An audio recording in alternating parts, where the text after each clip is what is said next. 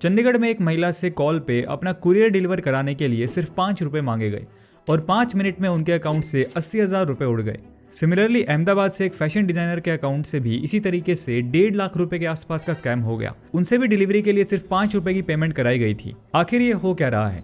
दोस्तों, online shopping आज के टाइम में हमारे लिए एक फैसिलिटी के बजाय एक नेसेसिटी सी बन गई है। आज के टाइम में इतनी सारी ऑनलाइन शॉपिंग वेबसाइट्स हो गई हैं कि हमें कोई भी नई चीज चाहिए होती है तो हम सीधा उसे ऑनलाइन सर्च करते हैं और कोशिश करते हैं कि हमें वो चीज ऑनलाइन ही अवेलेबल हो जाए और घर बैठे बैठे हम उसे ऑर्डर करें और वो हमारे पास कुरियर डिलीवरी के थ्रू पहुंच जाए। पिछले कुछ सालों में ऑनलाइन शॉपिंग करने वाले लोगों की तादाद काफी तेजी से बढ़ी है। इसके मेनली 3 रीजंस हैं। ऑनलाइन शॉपिंग वेबसाइट्स पे मिलने वाली वैरायटी ऑफ ऑप्शंस, भारी डिस्काउंट्स और घर बैठे डिलीवरी। जितनी तेजी से हमारा सारा सिस्टम, फिर चाहे वो बैंकिंग हो या एजुकेशन या फिर कॉमर्स, ऑफलाइन से ऑनलाइन शिफ्ट हो रहा है, उतनी ही तेजी से एक और चीज बढ़ रही है, वो है ऑनलाइन फ्रॉड्स। यही चीज हमें ई कॉमर्स में भी देखने को मिल रही है। बढ़ती हुई ऑनलाइन शॉपिंग के साथ काफी सारे फ्रॉड्स भी बढ़ते जा रहे हैं, जिनमें फिलहाल सबसे ज्यादा चर्चा में है कुरियर डिलीवरी स्कैम। इस वीडियो में हम आपको सिर्फ कुरियर डिलीवरी से जुड़े फ्रॉड्स की कहानी नहीं सुनाएंगे, बल्कि ये भी बताएंगे कि कैसे आप इन स्कैम्स और फ्रॉड से अपने आप को बचा सकते हैं। Scam number 1। सपोज आप किसी ऑनलाइन शॉपिंग साइट से प्री पेमेंट करके कुछ ऑर्डर करते हैं। आपके पास एक कॉल आएगा ये कहते हुए कि हम कुरियर कंपनी से बोल रहे हैं,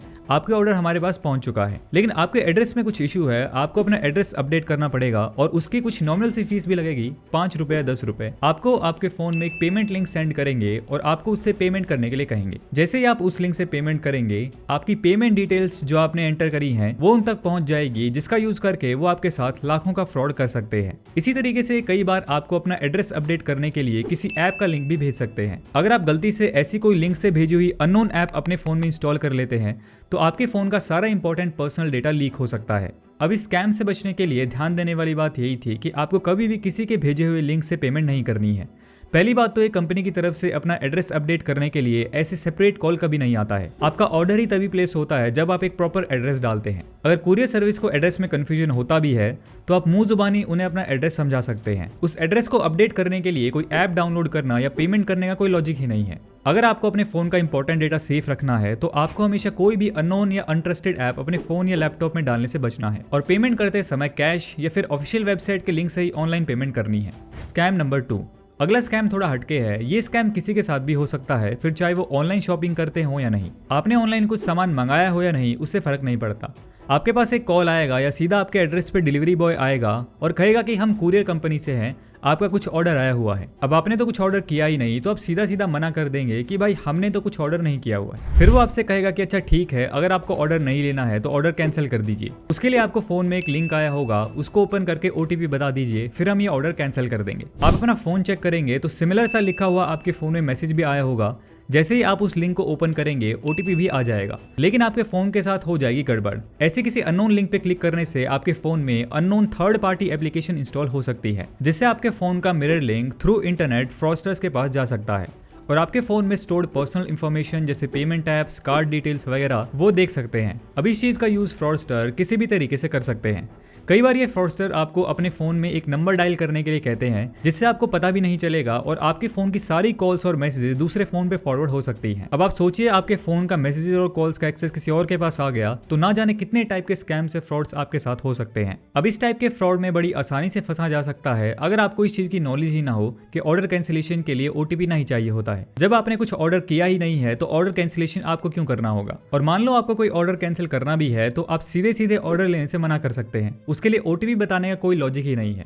स्कैम नंबर 3। नेक्स्ट जो स्कैम है वो एक प्रोफेशनल टाइप का स्कैम है। इस स्कैम में लोगों के साथ लाखों इवन करोड़ों तक का फ्रॉड हो चुका है। इस स्कैम में एक प्रोफेशनल लोगों की टीम मिलकर काम करती है। इसमें आपके पास सबसे पहले FedEx या DHL से एक फेक मैसेज आता है कि आपका कोई कुरियर उनके पास है जो आपके पास डिलीवर होना है। फिर उसके बाद आपके पास कस्टम से कॉल आता है जो एक्चुअल में कस्टम से नहीं होता, लेकिन वो ऐसे कहते हैं कि हम कस्टम ऑफिस से बोल रहे हैं और आपका एक पार्सल पैकेज जब्त हुआ है जिसमें ड्रग्स जैसी कोई बैंड चीज मिली है और आपकी IDs, आधार कार्ड और पैन कार्ड वगैरह बरामद हुए हैं और ड्रग्स आपकी ID का यूज करके हेरफेर किया गया है, इस चीज के सबूत मिले हैं। आपको इन सब का जवाब देना होगा। आप ये सब सुन के कंफ्यूज ही होते हैं। इतने में आपके पास CBI या नारकोटिक्स या ED से भी कॉल आ जाएगा। I mean fake CBI narcotics या ईडी से कि हमें इन्फॉर्मेशन मिली है कि आपके ड्रग्स से रिलेटेड किसी मामले में शामिल हैं। साथ ही साथ आपके पास फेक पुलिस वाले से भी कॉल आ सकते हैं। ये सब सुन के अक्सर लोग घबरा जाते हैं। कोई भी आम इंसान हो जिसे इन चीजों से डर लगता है वो घबरा ही जाएगा। इसके बाद जब आप अपनी सफाई देते हैं कि आप ऐसी किसी चीज में इन्वॉल्व नहीं है तो वो आपसे वीडियो कॉलिंग भी करते हैं। ये स्कैम्स पूरी तैयारी के साथ किए जाते हैं। ये ऐसे ही लोगों को चूज करते हैं जिनके पास अच्छा खासा पैसा हो और बातों ही बातों में आपको ऐसे फंसा लेते हैं कि आपको यकीन हो जाए कि ये सब सच बोल रहे हैं। उसके बाद जब आप अपनी सफाई देते हैं कि आप इन सब चीजों में इन्वॉल्व नहीं है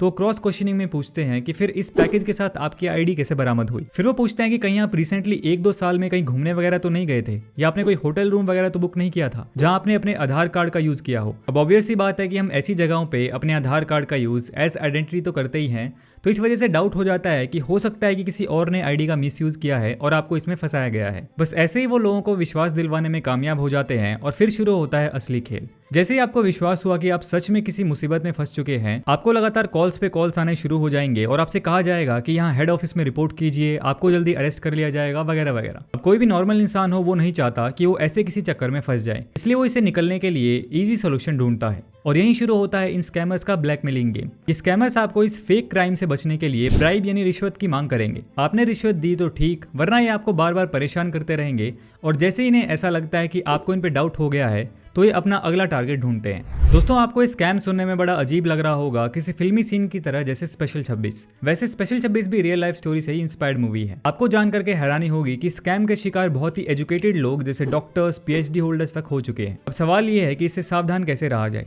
इसका सबसे सिंपल तरीका तो यही है कि अगर आप किसी चीज में इन्वॉल्व नहीं है तो आपको घबराना नहीं है। ये इंसान के डर का ही फायदा उठाते हैं। आपके साथ अगर कभी ऐसा हो जाए तो आपको सबसे पहले वेरीफाई करना है कि ऐसा कुछ है भी या नहीं।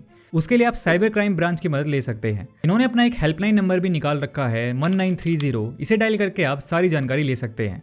Scam number 4। ये स्कैम थोड़ा सा सुनने में सिंपल सा है, लेकिन जो लोग नई खुली शॉपिंग वेबसाइट का यूज करते हैं उनके साथ ही काफी हो रहा है। इसमें सपोज आपने किसी ऑनलाइन शॉपिंग साइट से प्री पेमेंट करके कुछ ऑर्डर किया है, फिर आपके पास कॉल आएगा, हम कुरियर कंपनी से बोल रहे हैं, आपका ऑर्डर हमारे पास पहुंच चुका है। फिर वो आपसे आपके डिलीवरी एड्रेस के बारे में कुछ डिटेल्स पूछेंगे और बातों ही बातों में आपसे पूछ लेंगे कि आपके पास एक ओटीपी भी आया होगा, वो बता दीजिए, फिर हम आपके पास आपका ऑर्डर भेज देंगे। जैसे ही आपने ओटीपी बताया, हो गया स्कैम। आपका ऑर्डर आप तक कभी नहीं पहुंचेगा और वेबसाइट पे भी आपको आपके ऑर्डर का स्टेटस एज डिलीवर्ड शो होगा, क्योंकि वो ऑर्डर कुरियर वाले ने अपने पास ही रख लिया। अब इस स्कैम से बचने के लिए ध्यान देने वाली बात ये थी कि आपको कभी भी अपना ऑर्डर मिलने से पहले ऑर्डर डिलीवरी का ओटीपी डिलीवरी पर्सन या फिर किसी और के साथ शेयर नहीं करना है।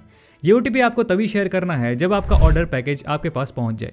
तो ये थे कुरियर डिलीवरी से रिलेटेड कुछ स्कैम्स। हमें आशा है कि इस वीडियो से आपके माइंड में इन स्कैम्स को लेकर काफी चीजें क्लियर हुई होंगी कि आपके फोन में आया हुआ ओटीपी कितना इंपॉर्टेंट है और आपके फोन में आए किसी भी अननोन थर्ड पार्टी पेमेंट या ऐप लिंक को आपको कभी भी यूज नहीं करना है। इन स्कैम्स का सबसे बड़ा दुश्मन है लोगों का जागरूक होना। अगर आप ऐसे स्कैम्स की इन्फॉर्मेशन अपनी फैमिली और फ्रेंड सर्कल में देते हैं तो आप उन्हें ऐसे स्कैम्स और फ्रॉड्स का शिकार होने से बचा सकते हैं। बाकी आपको ये वीडियो कैसी लगी आप कमेंट सेक्शन में अपना फीडबैक जरूर शेयर करें और अगर हमारी ये वीडियो आपको पसंद आई है तो आप लाइक करके अपना सपोर्ट शो कर सकते हैं और ऐसी और इन्फॉर्मेशन के लिए हमारे चैनल को सब्सक्राइब भी कर सकते हैं। Thanks for watching.